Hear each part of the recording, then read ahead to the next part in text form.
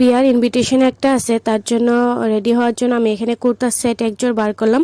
Kurta set জোড় খুবই সুন্দর, তোমাকে পরে দেখামো।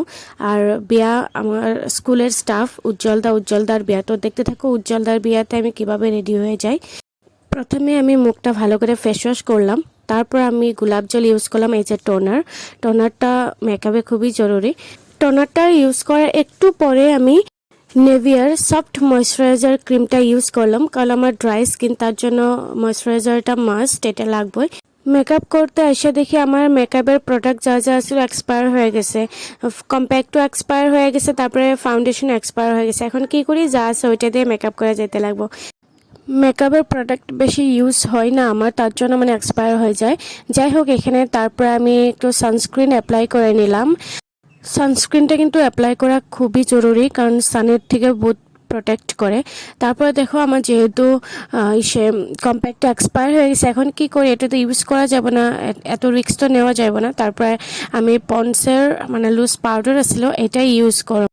আমার মেকআপের প্রোডাক্ট বেশি ইউজ হয় না, তার জন্য এক্সপায়ার হয়ে যায়। কারণ আমি যখন স্কুলে আপ ডাউন করি, এত তো ডেইলি মেকআপ করে যাওয়া একদম আমার পসিবল না, টাইমও হয় না। নিজে রান্না বাড়া করে খাওয়া, টিউশন করা, একদম টাইম ম্যানেজ হয় না। তার জন্য মানে মেকআপের বস্তুগুলো এক্সপায়ার হয়ে যায়। আর বেশি যেহেতু আমি রুম ভাড়া থাকি, তার জন্য এত ইনভিটেশনও আসে না যে আমি মেকআপ করে ডেইলি যাবো বার হইয়া। যাই হোক, এখন এভাবে আমি মুখের মেকআপটা সারলাম। আর এখানে আমি দেখো ড্রেসটা পরে নিছি। আর ফার্স্ট আমি এই হেয়ার স্টাইলটা করছিলাম, কিন্তু আমার কিবা একটা ভালো লাগতেছিল না, তার জন্য ওই হেয়ার স্টাইলটা চেঞ্জ করে পিছনে বাঁধা নিলাম। এটাই মানে সবচেয়ে কমফর্ট পাই আমি, কারণ আমার চুলটা ওয়েভি, তো ছাড়লেও ভালো লাগে না, কিন্তু স্ট্রেট করলে খুব সুন্দর লাগে। কিন্তু ওয়েভি চুলি মানে ছাইড়ে দিলে এত একটা ভালো লাগে না, আমারে ভালো লাগে না আর কি।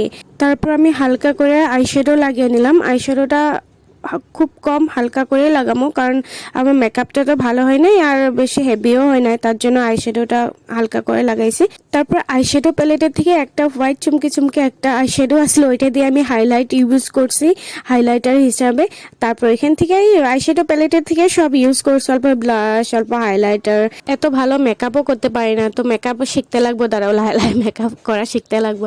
যাই হোক, আমার লিপসটা অনেক ড্রাই হয়, তার জন্য আমি লিপস্টিক অ্যাপ্লাই করার আগে একটু মানে লিপ বাম লাগিয়ে নিছি, যাতে লিপসটা শুকিয়ে না যায়। তো এখন আমি লিপস্টিকটা লাগিয়ে নিই চট করে। আমার মতো কে কে আছে যখন মেকআপ করতে বসো এই অবস্থায় হয়, কিন্তু মেকআপ করতে ভালো লাগে, দেখতেও ভালো লাগে, একটা আর্ট হয়, কিন্তু আমি পারি না। আবার শিখতে লাগবো, মানে একটু নিজে শিখতে লাগবো। তারপর আমি গেলাম আয়নাতে একটু দেখতে যে কিরকম লাগতেছে। তারপরে দেখি যে কিবা একটা কম লাগতেছে, কি কম লাগতেছে ধরতে পারতেছিলাম না। তারপর দেখি আমি আইলাইনারে লাগাই নাই। আইলাইনার তো একটু লাগাই আমি, মানে তো আইলাইনার না লাগালে তখন আবার বেশি ধাপধাপা লাগে, তো তার জন্য আইলাইনারটা আমি সুন্দর করে লাগিয়ে নিলাম। দেখো আর কিরকম লাগতেছে কমেন্ট করে জানাই, বা যে একদম মেকআপ প্রোডাক্ট না থাকা মানুষের যখন মেকআপ করে কিরকম লাগে আর না, এত সিম্পল। আর তারপরে কি করলাম, আইলাইনার যেহেতু আমার অন্য টিপগুলো আছে, মানে কালারিং আছে, কিন্তু আমার ব্ল্যাক কালার টিপ লাগছিল, তো তার জন্য আইলাইনার দিয়েই আমি টিপটা পরে নিলাম। তারপর আমি পরে নিলাম একটু মাস্কারা। আর মাস্কারা লাগাইলে চোখটা খুব সুন্দর লাগে, চোখের পাতাগুলো খুব সুন্দর লাগে। যাই হোক, আর এইটা হয়েছে চুর্নি ওড়না, আর ওড়নাটা কিন্তু খুব সুন্দর। এই কুর্তার সেটটা আমি দুর্গাপূজায় কিনছিলাম, এত বেশিও এক্সপেন্সিভ না, দাম না এত, কিন্তু আমরা মধ্যবিত্ত মানুষে নিতে পারি। আর এই কুর্তার মেন অ্যাট্রাকটিভ পার্টটা হচ্ছে চুনিটার জন্য এই কুর্তাটা বেশি সুন্দর লাগে। তারপর আমি ঘড়ি পরে নিলাম। আর এই চুনিটা যেন একটু সামলানে একটু দিকদার হয়, কারণ এটা হয়েছে তোমার অর্গেঞ্জা চুনি হয়, তো তার জন্য মানে পইরা যায়। তারপরে কি করি না করি, তারপরে হচ্ছে দুইটা সাইডে আমি পিন মারে নেই, কারণ উপায় নাই, না হলে আমি এই চুনিটা আমি সামলাইতে পারবো না। তাই যাই হোক, আমি দুটা সাইডে পিন মারে নিয়ে নিলাম, এখন মানে একটু ভালো লাগতেছে। তারপর আমি আয়নাতে দেখার পর দেখলাম একটা সাইড একটু বেশি লম্বা হয়েছে, একটা সাইড একটু কম লম্বা হয়েছে। তারপর আবার খুলে আমি লাগিয়ে নিলাম। তো এইটাই হয়েছে, দেখো আমার ফাইনাল লুক কিরকম লাগতেছে তোমরা জানাই। বা খুব সিম্পল করে সাজছি, যেহেতু তোমাকে দেখাইলাম আমি মেকআপ বস্তু ওরকম কিছু ইউজ করি নাই। তো যাই হোক, আমি চট করে রুমটা তালা মারি। আর তোমরা ততক্ষণ আমার চ্যানেলটা সাবস্ক্রাইব করো, আর আমার কিরকম লাগতেছে লাগতেছে কমেন্ট করে জানাইবা, ঠিক আছে। আর যদি ভালো লাগে লাইক করবা আমার চ্যানেলটার, আমার ভিডিওটা।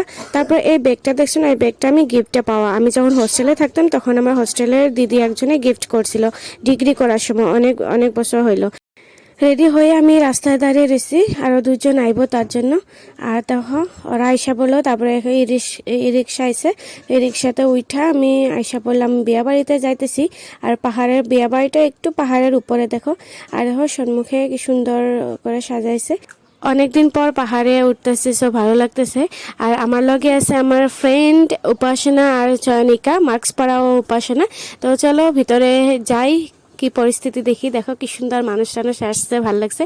আর এখানে আইসাই দেখি ফুচকা স্টল, বা ভালো লাগলো মনটা। আর উজ্জ্বলটা খুব ভালো করে জানে আমরা ফুচকা খাইতে কত ভালোবাসি। যাই হোক, অল্প টাইম আমরা আসার পরে বইলাম, বসার পরে তো একটু চা কফি দিছিল, খাইলাম। তারপরে অল্প টাইম বসার পরে ফুচকা খাইতে আইসি, কারণ আমগো বাকি স্টাফ এখন অব্দি আইসা পাই নাই। আমরা একটু তাড়াতাড়ি আইসা পাইছি, কারণ কয়টার দিকে হবো, 3টা 3:30টার দিকে আমরা আইসা পাইছি। তো যাই হোক, আমরা ফুচকা খাইনি। আর কে কে ফুচকা খাইতে ভালোবাসে কমেন্ট করে জানাইবা তো। আমার তো ফুচকা খাইতে ভালো লাগে। ফুচকা খাওয়ার পর অল্প টাইম বসে রইলাম, বসে থাকার পরে দেখি আমাকে বাকি স্টাফগুলো আইসে। আর দেখো তারপর আইসা পেলাম খাওয়া দাওয়ার দিকে। আর এখানে কি সুন্দর করে সার্ভ করতেছে, ভালো লাগছে। আর প্রথমে দিল ভাত, সাদা ভাত, তারপরে একটা ভাজি, তারপরে একটা ডাল, তারপরে এক এক করে সব কিছু সুন্দরভাবে দিয়ে গেছে। আর এখানে হয়েছে কলার মানে খাড় দিয়ে একটা সবজি, তারপরে খাসির মাংস। খাইতে কিন্তু ভালো হয়েছে, রান্না খুব সুন্দর হয়েছে। লাস্টে একটু দই আর মিষ্টি। আর এটা দেখো জামাই বউ কি সুন্দর।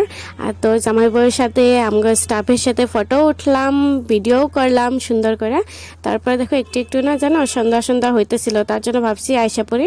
তো আর উপরে থেকে নিচে নামার জন্য কি সুন্দর সিঁড়ি দিয়ে দিছে, আমি খটখট করে নামলাম নিচে। আর আমার স্টাফ সবাই নিচে অলরেডি নামছে, আর আমি নামতে একটু দেরি হয়েছে, তো হাসতে কিবা কইতেছিলাম, আমি হাসতেছিলাম। তারপরে যাই হোক, রুমে আসার মতো শান্তি নেই, আমি রুমে আসা পড়লাম। আর রুমে আসার পর এমনি একটু নমুনা করলাম, ভালো লাগলো। কারণ রুমে আসার মতো শান্তি আর নাই, যত জনখানে থাকুক নিজের বাড়ির মতো, তাই না? তো তোমাকে কিরকম লাগলো কমেন্ট করে জানাইবা, আর আমার চ্যানেলটা সাবস্ক্রাইব করবা। তো আজকের জন্য